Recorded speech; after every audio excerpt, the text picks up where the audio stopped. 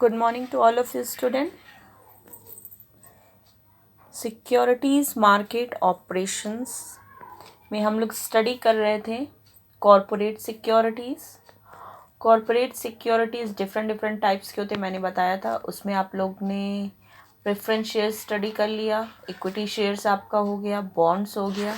Next आपका है इसमें पॉइंट डिबेंचर्स, ऋण पत्र। तो आज की प्रेजेंट क्लास में हम लोग स्टडी करेंगे डिबेंचर्स क्या होते हैं, meaning of debentures and types of debentures, और डिबेंचर कितने प्रकार के होते हैं, ऋण पत्र कितने प्रकार के होते हैं। Okay students, so let's start the class. Debentures, ऋण पत्र।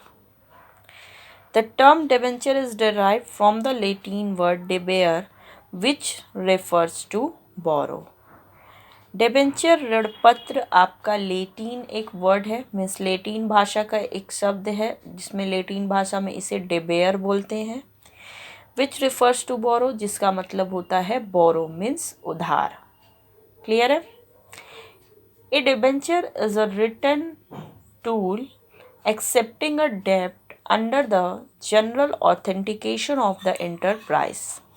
डिबेंचर आपका एक रिटन टूल होता है, मीन्स एक लिखित प्रपत्र होता है जिसमें कि कोई भी जो इंटरप्राइज है, जो हमारी कंपनी होती है, वो जो भी आप पर्टिकुलर अमाउंट उसे उधार देते हो उसको एक्सेप्ट करती है।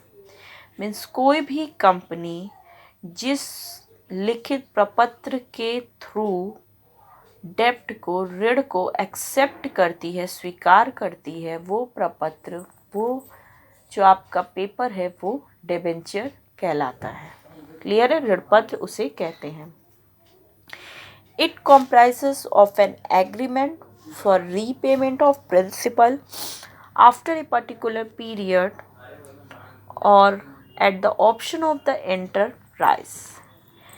ये आपका जो डिबेंचर होता है वो एक तरह का एग्रीमेंट है, एक साझेदारी है।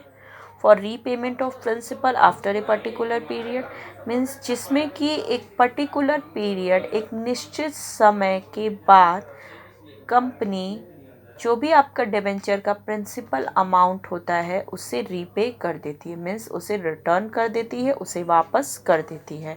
और at the option of the enterprise, और या तो कंपनी जब चाहे, जो एक का टाइम पीरियड जो वो डिसाइड करेगी स्टार्टिंग में, वो आपका मैच्योरिटी पीरियड पे वो आपके डिबेंचर का पैसा आपको रिटर्न कर देती है। And for the payment of interest at a fixed rate either yearly और हाफ ईयरली और फिक्स डेट्स। ठीक है। और जो भी इंटरेस्ट डिबेंचर, जो कंपनी डिबेंचर के थ्रू आपसे पैसा उधार लेती है, आपसे मनी बोरो करती है, उसके रिटर्न में वो आपको इंटरेस्ट पे करती है, ब्याज देती है, जो कि आपका ब्याज ईयरली हो सकता है, मीन्स साल में आपको एक बार दे सकती है, और हाफ ईयरली होता है और 6 महीने पे भी दे सकती है। और ये फिक्स्ड रेट होता है आपका इंटरेस्ट, मीन्स जो ब्याज होता है वो पहले से निश्चित होता है कि आपको पर्टिकुलर इस रेट से आपके डिबेंचर पर, ऋण पत्र पर ब्याज मिलेगा। और उसका डेट भी फिक्स्ड होता है कि पर्टिकुलर आपको 6 महीने पे या साल भर पे, जब भी आपको डेट उसका जो भी फिक्स होता है उस टाइम पर आपको इसका इंटरेस्ट पे कर दिया जाता है। क्लियर है। According to the Section 2, Subsection 30 of the Companies Act 2013, debenture comprises of debenture inventory, bonds, and any other securities of an enterprise, whether comprising a charge on the assets of the enterprise or not. Okay? तो companies act 2013 की section 2 subsection 30 में ये कहा गया है कि debenture वो होते हैं, डिबेंचर का मतलब होता है इन्वेंटरी मीन्स स्टॉक, बॉन्ड्स जो बॉन्ड्स होते हैं, या एनी अदर सिक्योरिटी, या जो भी आपकी अदर जो भी प्रतिभूति होती हैं जो कंपनी के एसेट्स पर, कंपनी के संपत्ति पर चार्ज क्रिएट करती हैं, उसे हम लोग ऋण पत्र कहते हैं। ठीक है। तो फाइनली देखिए कि ऋण पत्र क्या है। जैसे कि मैंने आपको बताया था कि शेयर्स के थ्रू भी कंपनी को जब भी पैसे की नीड्स होती है वो तो शेयर इशू करके पैसे कलेक्ट करती है, उस शेयर पर आपको डिविडेंड मिलता है। ठीक है, शेयर्स में अगर आप इन्वेस्ट करते हो तो आप कंपनी के ओनर्स होते हो, मीन्स आप कंपनी के स्वामी कहलाते हो। अब डिबेंचर्स में आ जाइए। डिबेंचर आपका क्या है, एक लोन डॉक्यूमेंट भी होता है।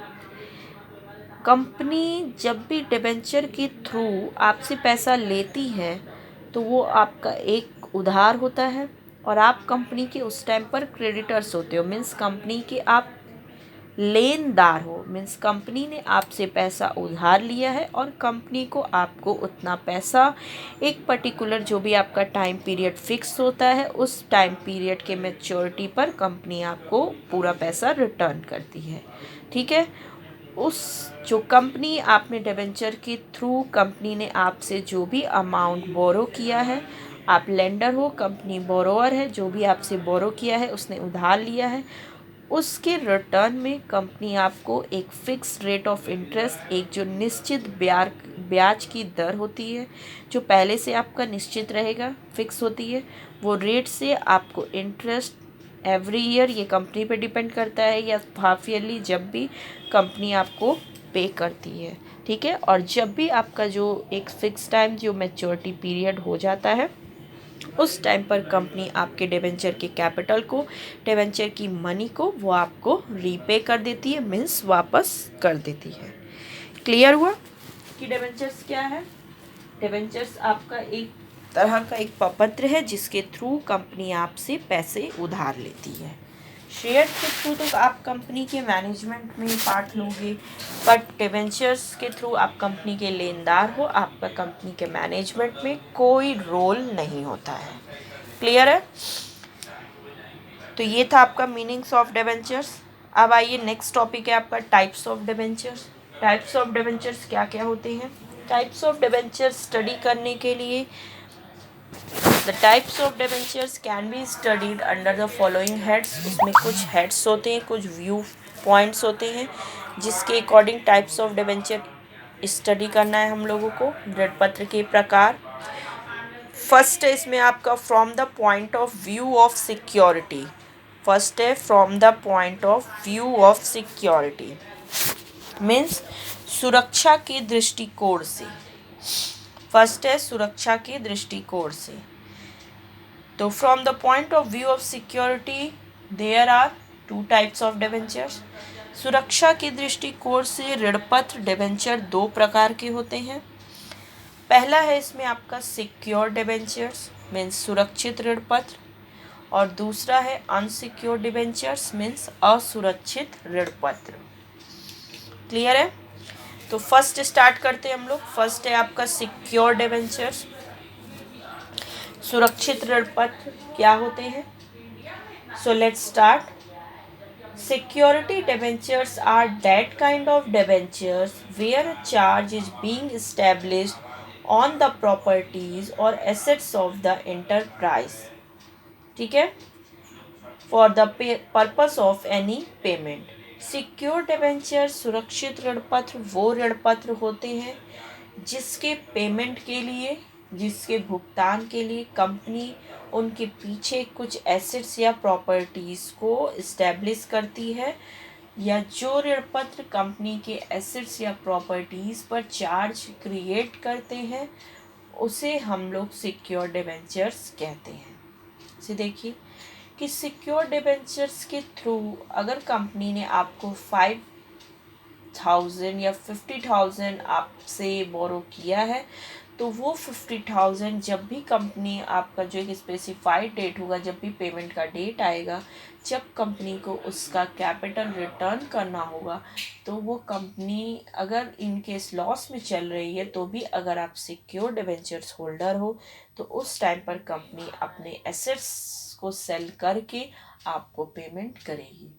मीन्स सिक्योर डिबेंचर्स में आप कंपनी के एसेट्स पे चार्ज क्रिएट करते हो। मीन्स हर कंडीशन में, एवरी कंडीशन में अगर आप सिक्योर डिबेंचर होल्डर्स हो, चाहे कंपनी को प्रॉफिट हो चाहे लॉस हो, कंपनी को उसका पेमेंट एक जो पीरियड होता है उस टाइम पीरियड पर करना होगा।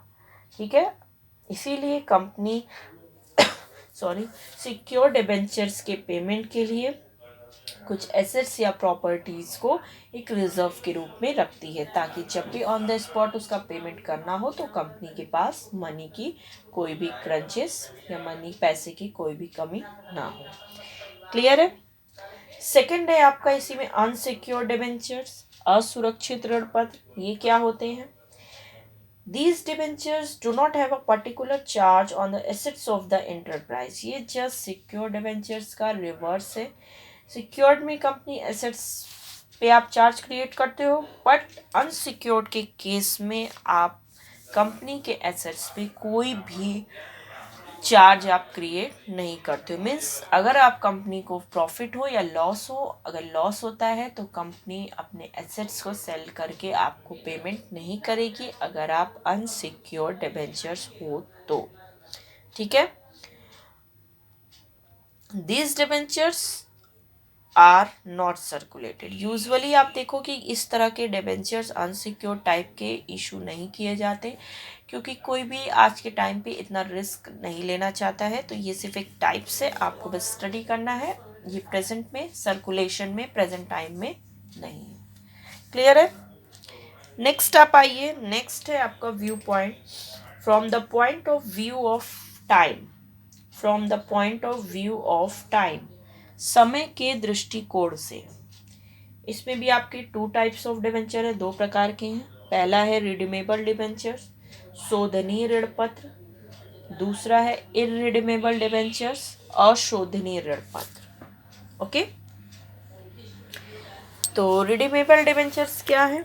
शोधनीय ऋण पत्र। These debentures are those debentures that are due on the cessation of the time frame, either in a lump sum or in installments during the lifetime of the enterprise.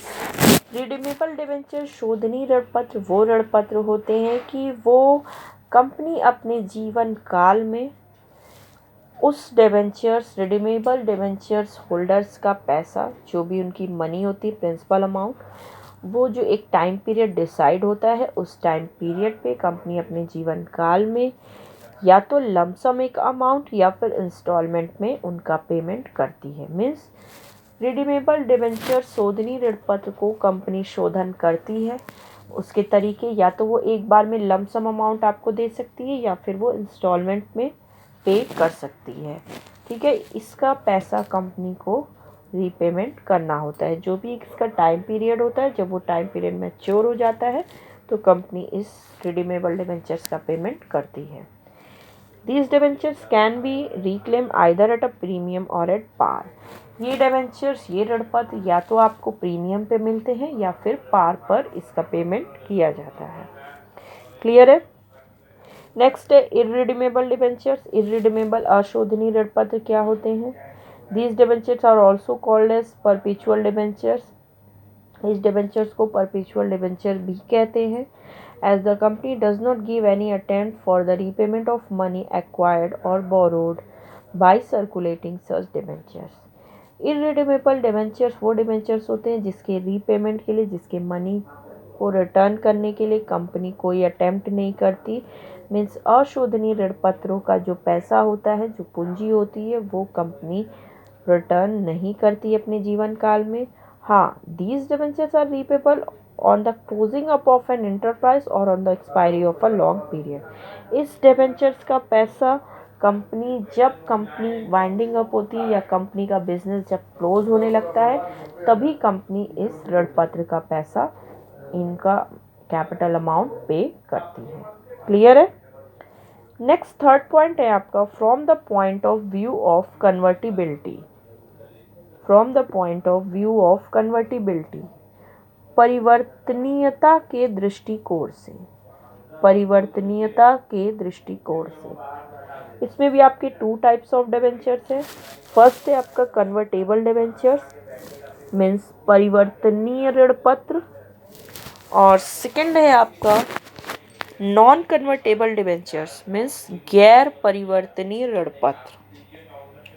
So let's start. First, convertible debentures. Debentures which are changeable to equity shares or any other security either at the choice of the enterprise or at the debenture holders are called convertible debentures.